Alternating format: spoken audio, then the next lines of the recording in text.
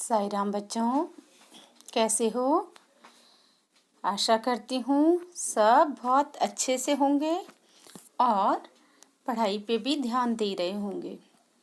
देखो बच्चों, आज हम पढ़ने जा रहे हैं चैप्टर नंबर 15 क्रिया।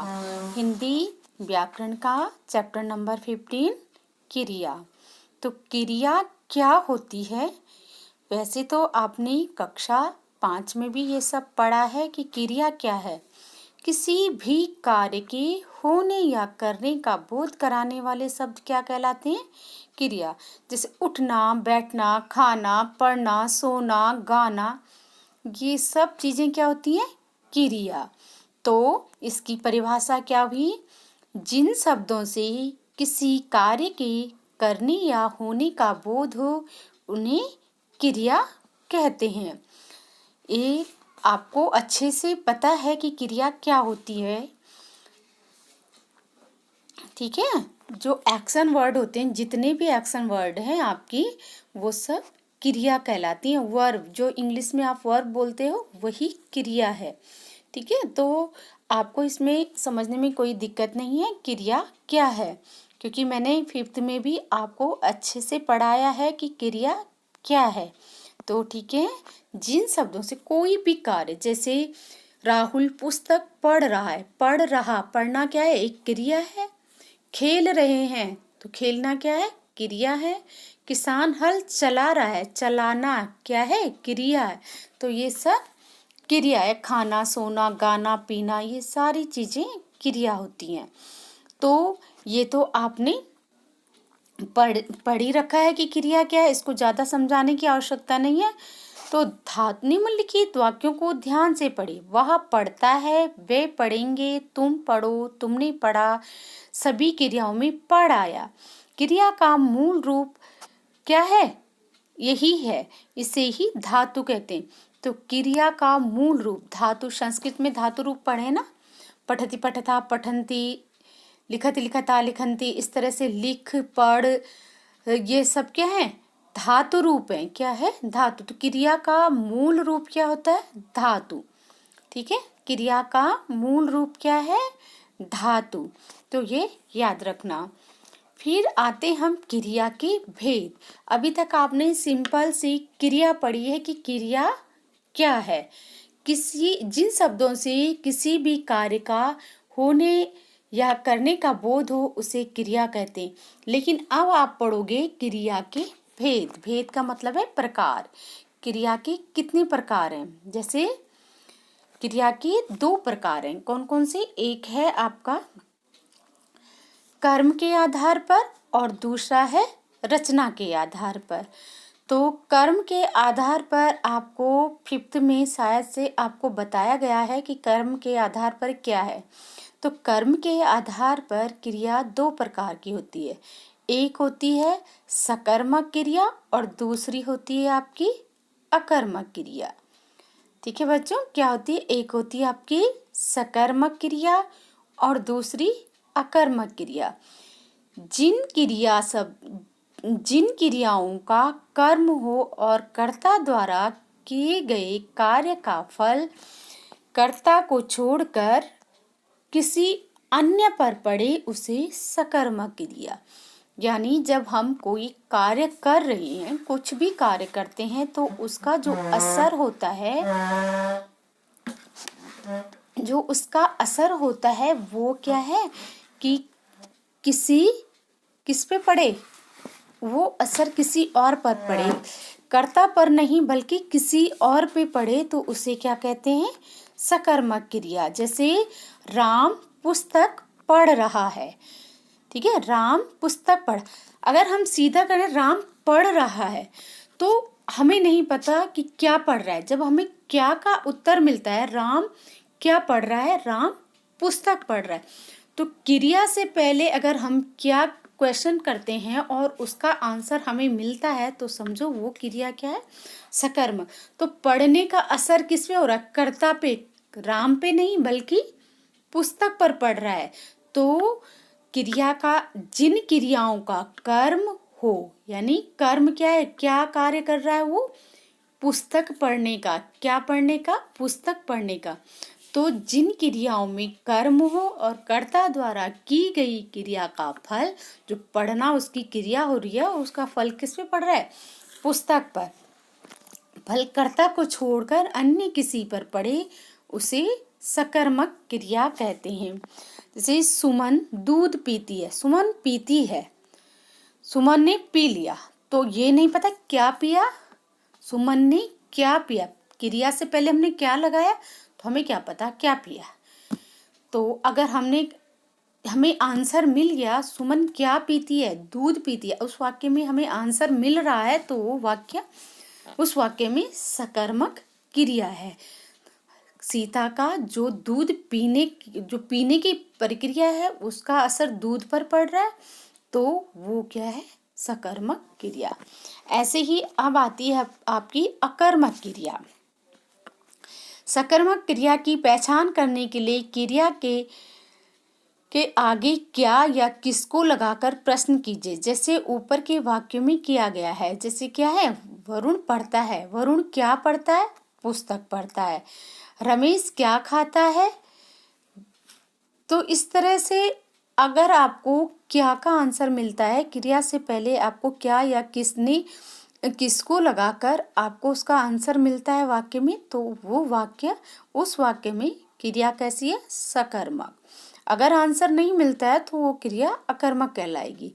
तो जैसे राजू सो रहा है, राजू क्या सो रहा है, कुछ सोना एक क्रिया है, उससे पहले आपने क्या लगाया, राजू क्या सो रहा है, क्या सो रहा है, कोई आंसर नहीं है, तो एक क्रिया क्या हो गई, अकर्मक।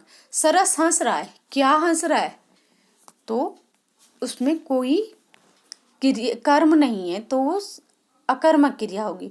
तो क्या, जिन क्रियाओं का कर्म नहीं होता है तथा क्रिया का फल कर्ता पर पड़ता है।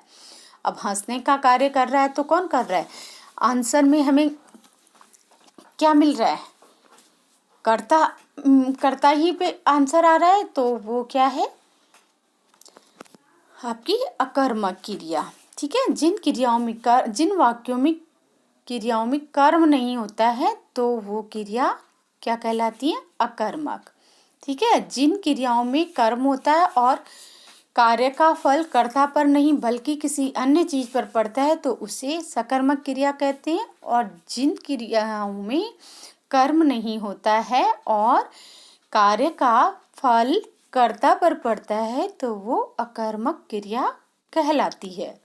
ठीक है, अब ये तो था कर्म के आधार पर, और कर्म के आधार पर क्रिया दो प्रकार की, सकर्मक क्रिया और अकर्मक क्रिया। अब आता है आपका यहाँ पे क्या है, अकर्मक क्रियाओं के उदाहरण, ये तो मैंने आपको बता दिया। फिर अकर्मक क्रिया की पहचान कैसे होगी, मनोज पढ़ता है क्रिया के लिए प्रश्न करें, क्या पढ़ता है, उत्तर मिल रहा है पता नहीं क्या पढ़ता है, तो कुछ आंसर नहीं मिल रहा है, तो वो तो आपको समझ में आ गया, अगर आंसर मिलता है तो सकर्मक क्रिया, अगर नहीं मिलता है तो वो अकर्मक क्रिया कहलाएगी। फिर आता है आपका, ये तो आपके सकर्मक और अकर्मक क्रिया। देखो, सकर्मक क्रिया भी दो प्रकार की होती है, एक कर्मिक क्रिया और दो कर्मक क्रिया।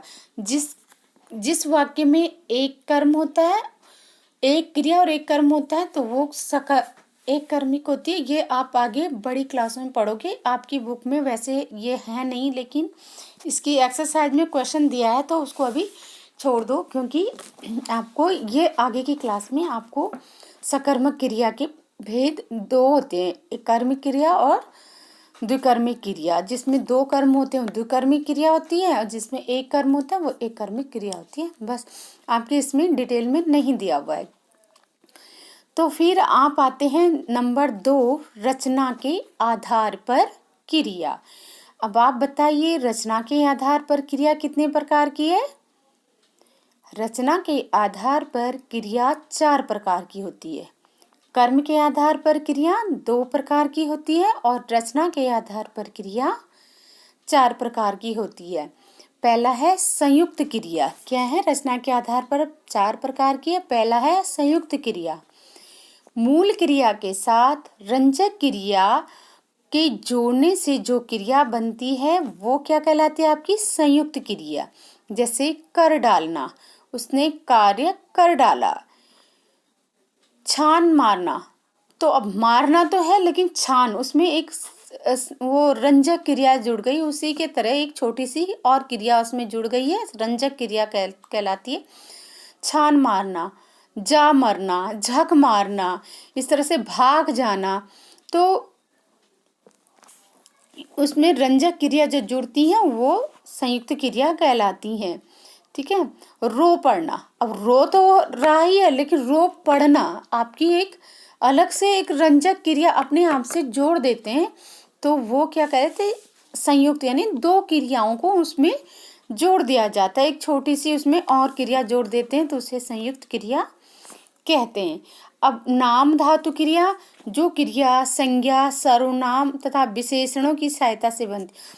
अब हम संज्ञा सर्वनाम विशेषणों से, संज्ञा तो भाववाचक संज्ञा ही इसमें आएगी, तो उससे हम क्या करते हैं क्रिया बना देते हैं। संज्ञा विशेषण सर्वनाम इत्यादि से हम एक वो बना देते हैं, क्रिया बना देते हैं, तो उसे नाम धातु क्या कहते हैं, नाम धातु। नाम संज्ञा नाम होती है तो क्या कहलाती है, नाम धातु क्रिया।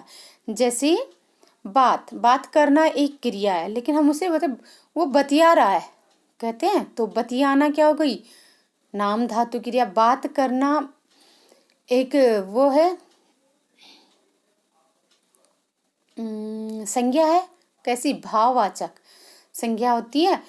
मोटा क्या है, एक भाववाचक संज्ञा है, वो विशेषण है मोटा, किसी की विशेषता बता रहा है मोटा, तो वह बहुत मोटा है, तो मुठिया रहा है, मुटाना, तो ये हम उसे एक अलग से क्रिया बना देती है संज्ञा विशेषण इत्यादि से, तो वो क्या कहलाती है, नाम धातु क्रिया। जैसे हिन हिन, तो घोड़ा हिन हिन करता है तो उसकी एक वो भाव है हिन हिन, तो हम उससे बनाते हैं हिन हिनाना, तो उसकी क्रिया बना दी हमने हिन हिनाना, तो वो क्या कहलाती है, नाम धातु क्रिया।